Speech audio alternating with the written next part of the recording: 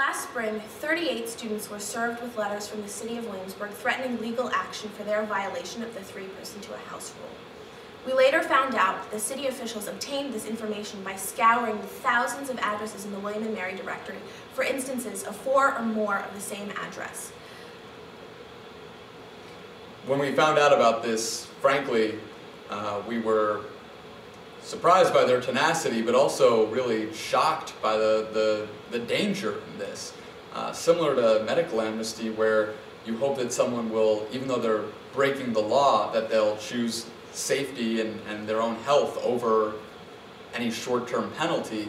It's vitally important that the school have accurate contact information on all the off-campus students. And if the city is reinforcing that students should be hiding their contact information and falsely reporting to the school so that they won't be kicked out of their house or sued or anything like that, that just makes the entire situation of living in violation of the law worse, because now the school can't contact you in case of an emergency. Myself and Senator Matt Beato, actually, when we found out about this, we immediately went to Sam Sadler and sat down and talked with him, and he was very, very understanding and basically expressed our concerns. And we worked with Sam's office as well as Information Technology, which publishes the directory, to give students an option, if they're living wherever, of not having their address published in the public directory. The school, therefore, would still have their address, but the city would not have to fear the city going through a directory again and evicting them. Again, this is vitally important just to ensure the safety of all students and protection of their rights, and just to make sure that they will not want to hide their information, especially from the college, in the wake of any emergency or fateful event. The other thing is that no one's been evicted since this policy is put in place, and that's really the first time in several years that that's happened. So I guess on the plus side, it helped out in that regard. The fact of the matter is that the three-person rule is, on its base, a completely senseless, pointless, false solution to what are actual real problems in Williamsburg's neighborhood. There are problems with cars and overcrowding in the streets, but limiting students to 3 people per house, where those students are riding bicycles and their next-door single-family neighbor has 6 SUVs, doesn't do anything to help the problem. There are problems with noise from both year-long residents and students all over the city, all over the country.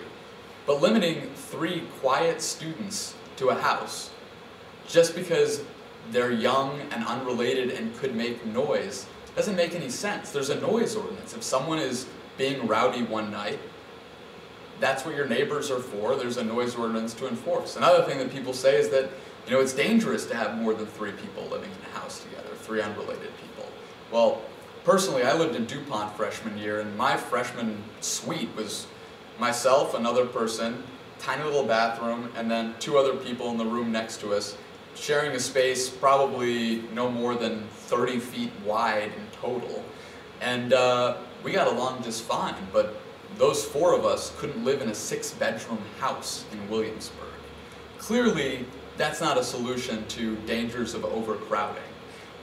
There are, however, creative solutions to these issues that don't involve discriminating against students and people in lower socioeconomic brackets who rent simply because they're unrelated. We have a sensible alternative that we propose to the city and that we think we can get passed by the end of fall semester next year. We like to call it bedrooms plus 1. Essentially what it is that the number of unrelated people in a house would not be the same for every single house in Williamsburg.